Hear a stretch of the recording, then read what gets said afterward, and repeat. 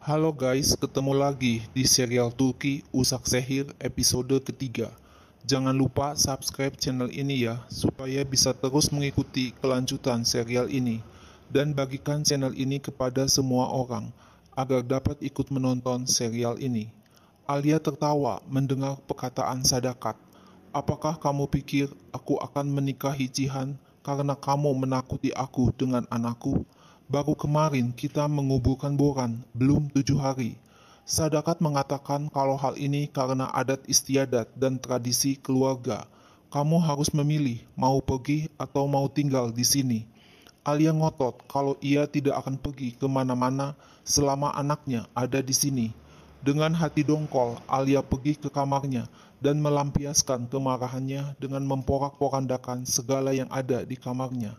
Jihan datang ke kamar Alia setelah diberitahu Umu, asisten rumah tangganya. Alia ngomel, kenapa Jihan diam saja di depan ibunya sendiri? Mengapa kamu tidak melawan perkataan ibumu? Jihan berkata kalau ia tidak akan menikahi Alia. Jihan tidak tahu kalau Sadakat mempunyai pikiran seperti itu. Pagi harinya, Oskan datang menjemput istrinya, Nare. Nare sudah siap pergi dengan membawa kopernya. Sahin meminta agar Nare jangan pergi. Jihan juga melarang Nare pergi dan menyuruhnya masuk ke kamar. Tiba-tiba saja Sahin menyerang Oskan dan memukulinya. Alia berteriak agar Jihan melalainya. Nare berusaha melalainya, tapi malah ia terdorong jatuh. Nare yang sedang hamil mengeluh kesakitan. Oskan dan Sahin terkejut melihat Nare mengatakan ada sesuatu yang terjadi terhadap bayi dalam kandungannya. Untunglah kehamilan Nare bisa diselamatkan. Pendarahannya telah berhenti. Di rumah sakit Nare berterus terang kepada Alia kalau ia dan Sahin saling mencintai. Alia minta agar Nare memikirkan bayi dalam kandungannya dan diri Nare sendiri.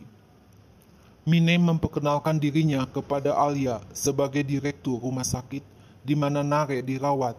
Mine mengaku mengenal Jihan dan keluarganya. Alia berkata ia adalah dokter kandungan. Jihan datang menghampiri Alia dan Mine dengan gugup. Untunglah Alia langsung minta pamit pergi. Alia bilang kepada Jihan, ia akan membawa Dennis dan pergi dari kota ini. Sesampainya di mansion, Alia kaget melihat koper miliknya sudah disiapkan. Sadakat bermaksud mengusir Alia. Jihan membela Alia, tapi dengan ketus Alia menolak dibantu Jihan. Dengan kesal, Alia berteriak, di mana paspor Dennis? Dengan sinis, Sadakat mengatakan hanya Alia yang akan pergi dari mansion. Dengan menahan amarah dan tangis kesal, Alia berkata, ia ingin bertemu dengan Dennis sekarang. Biarkan Dennis yang mengambil keputusan. Jihan menyuruh Umu untuk membawa Dennis ke hadapan Alia.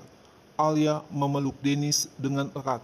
Alia berkata ia harus pergi karena ada sesuatu yang harus dilakukan. Alia menyuruh Dennis agar memberitahu Jihan kalau Dennis ingin pergi bersama Alia. Dennis tidak bisa tinggal di mansion tanpa Alia. Alangkah kagetnya Alia sewaktu mendengar jawaban Dennis. Dennis meminta Alia untuk tinggal di mansion karena ayahnya ada di mansion. Alia memaksa Dennis agar ikut pergi bersamanya. Tanpa Alia sadari, ia berteriak. Dennis ketakutan mendengar teriakan Alia. Jihan menyuruh Kaya membawa Dennis ke kamarnya. Jihan mengatakan kalau Alia telah menakuti Dennis. Jihan menyuruh Alia pergi ke bandara dan terbang ke Istanbul, lalu ke Kanada. Dengan menangis sedih, Alia membawa tas dan kopernya pergi meninggalkan mansion. Alia menginap di Hotel Mardin. Tapi semua kartu kredit Alia tidak bisa dipakai untuk membayar hotel disebabkan masalah sistem dengan kartu kredit bank asing. Alia pergi ke ATM untuk mengambil uang tunai, tapi tidak berhasil juga. Akhirnya Alia menghubungi bank yang ada di Kanada, tapi tidak berhasil juga. Alia tidak tahu kalau ia dibuntuti oleh Kadir dan ayah Pakise yang segera memberitahu Jihan masalah Alia. Jihan menyuruh Kadir untuk membayar hotel Alia. Alia kaget mendengar kalau seseorang sudah membayar lunas hotelnya.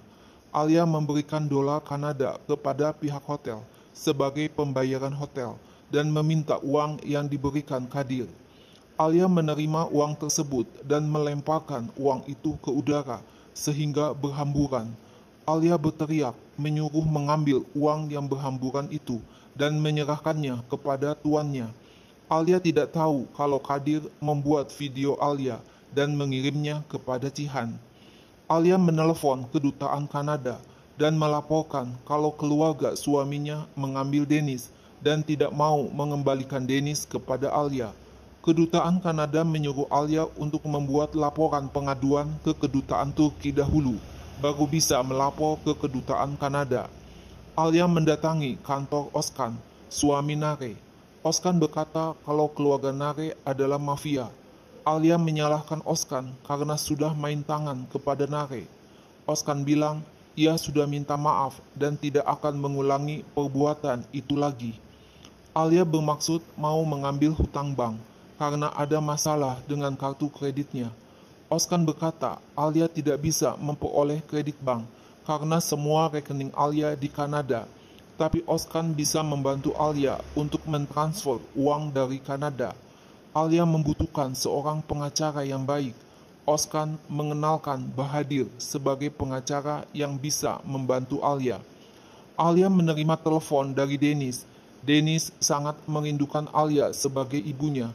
Alia tidak mau membalas telepon Dennis. Alia hanya menangis sedih dan minta Cihan agar mematikan teleponnya. Tak lama Cihan menelpon Alia lagi dan bertanya mengapa Alia tidak mau menjawab telepon Dennis. Apakah sulit sekedar mengucapkan beberapa kata kepada Dennis?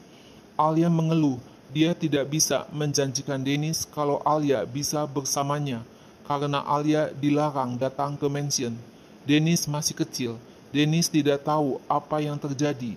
Alia minta agar Cihan membawa Dennis ke hotel tempat Alia. Alia tidak akan menjawab telepon dari Dennis sampai Cihan membawa Dennis kepadanya. Malam harinya, Alia mendapat telepon dari Oskan yang memberitahu Alia bisa bertemu pengacara Bahadir besok pagi. Sementara itu, Iset yang ditangkap dan diikat di suatu tempat memohon agar Cihan melepaskannya. Iset mengatakan kalau Demir adalah seorang yang maniak dan mengancam akan membunuhnya, sehingga Iset terpaksa membohongi Alia. Cihan mengatakan akan mengunci Iset di tempat ini, dan Iset tidak bisa pergi dari tempat ini. Akhirnya Iset mengakui kalau ada sesuatu milik Cihan. Boran menitipkan sebuah flash disk 5 tahun lalu kepada Iset untuk diberikan kepada Cihan bila Boran mati. Malam harinya Cihan memasang flash disk ke dalam laptopnya dan mendengarkan semua pesan terakhir Boran. Boran memberikan nama yang sama dengan Cihan untuk Dennis, anak laki-lakinya. Boran tidak takut akan kematian, tapi setelah bertemu Alia dan memiliki Dennis, Boran takut akan terjadi sesuatu terhadap Alia dan Dennis. Alia dan Dennis tidak tahu apa-apa. Boran tahu kalau nanti Sadakat akan meminta Cihan untuk menikah dengan Alia. Boran minta agar Cihan melindungi Alia dan menikah dengan Alia jika Boran terbunuh. Cihan menangis mendengar permintaan Boran. Sadakat dan Kaya kaget melihat Cihan menangis dan mendengar suara Boran di laptop yang mengatakan kalau Cihan bisa membuka video ini, berarti wanita ini masih ada di dalam hati Cihan, dan Cihan tidak akan menikahi wanita ini setelah pernikahan Cihan dengan Sheida mengecewakan. Dengan menahan perasaan, Cihan pergi meninggalkan ruangan itu dan menangis sedih. Demikian juga Sadakat menangis melihat Boran ada di laptop. Pagi harinya, Alia bertemu dengan Oskan dan pengacara Bahadir. Diam-diam Kadir memberi laporan kepada Cihan kalau Alia sedang berdiskusi dengan Oskan dan Bahadir. Bahadir mengatakan kalau hak asuh Dennis ada pada Alia, tapi yang jadi masalah Alia melukai Cihan dan Alia bisa dipidana. Alia siap untuk menghadapi resikonya. Yang terpenting adalah mendapatkan Dennis kembali ke pangkuan Alia.